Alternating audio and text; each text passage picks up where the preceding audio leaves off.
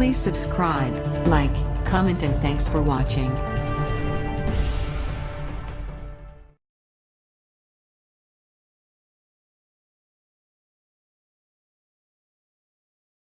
For an endless, enduring dream and 1,000 points of light. This is my mission, and I will complete it. George Herbert Walker Bush's journey to leader of the free world began at an early age. Born in Milton, Massachusetts in 1924, Bush began a life of leadership in grade school, from class president to captain of his varsity baseball and soccer teams. On his 18th birthday, George Bush became the youngest man to have ever enlisted as a naval aviator, flying 58 combat missions during World War II, and in 1944, getting shot down and rescued. He was shaped by those harrowing years, but not nearly as much as he would be shaped by a young woman he'd met who would steal his heart. He married Barbara Pierce, who would stand by his side for more than 7 decades. She was with him as he got his degree at Yale, where he was captain of the baseball team, and after graduation, they moved to Texas, and George Bush got into the oil business. He and Barbara had 6 children, but in 1953, lost 3-year-old daughter Robin to leukemia. In 1966, George Bush made his way to Washington as a congressman, and over the coming decade would become ambassador to the United Nations, chairman of the Republican National Committee, envoy to China, and head of the Central Intelligence Agency. But his sights were set on an even greater role. I accept your nomination for president.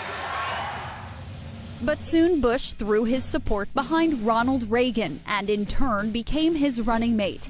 He served 2 terms as President Reagan's vice president, and then it was his turn. For 7.5 years, I've worked with a great president. I've seen what crosses that big desk and who should sit at that desk. My friends, I am that man. America agreed, and in 1988, George Herbert Walker Bush became the 41st President of the United States. So help me God. Congratulations. Thank you. President Bush spent much of his time in office surrounded by his family, as his administration became defined by foreign policy, with Operation Desert Storm, the fall of the Berlin Wall, and the dissolving of the Soviet Union. President Bush would champion his 1,000 Points of Light theme, pushing the value of volunteerism. Among his noted domestic policies was the Americans with Disabilities Act of 1990. Let the shameful wall of exclusion finally come tumbling down. Yet an unfulfilled promise from the campaign trail. Read my lips. Would lead to his defeat for a second term. In 1992, President George Bush passed the baton to Bill Clinton and retired back to Houston, Texas. In 2001, George Bush Sr. became the 2nd president in history to be father to another president, as his eldest son, George W., took the oath of office. In 2011, George Sr. was awarded the Presidential Medal of Freedom. As his health began to decline, his personality stayed vibrant, skydiving for his 75th, 85th, and 90th birthdays, and becoming a staple of the Houston sports scene. Well, it's fun to be here for me. Even throwing ceremonial first pitches for the Houston Astros into his 90s. See how much they love him. In 2018, after 73 years of marriage, George Bush said goodbye to the woman who'd become known as America's grandmother. Barbara Bush passed away at age 92 and was buried at the library bearing her husband's name, right alongside their daughter, Robin.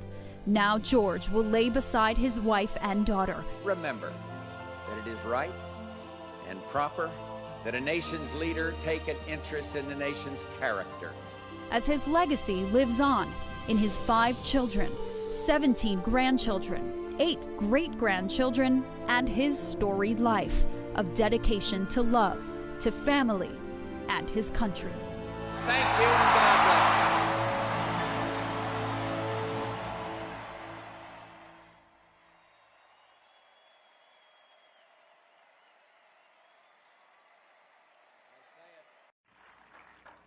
I thank you. God bless you, and may He continue to bless the nation that has showered this land with love for more than 2 centuries. Thank you all. God bless you all.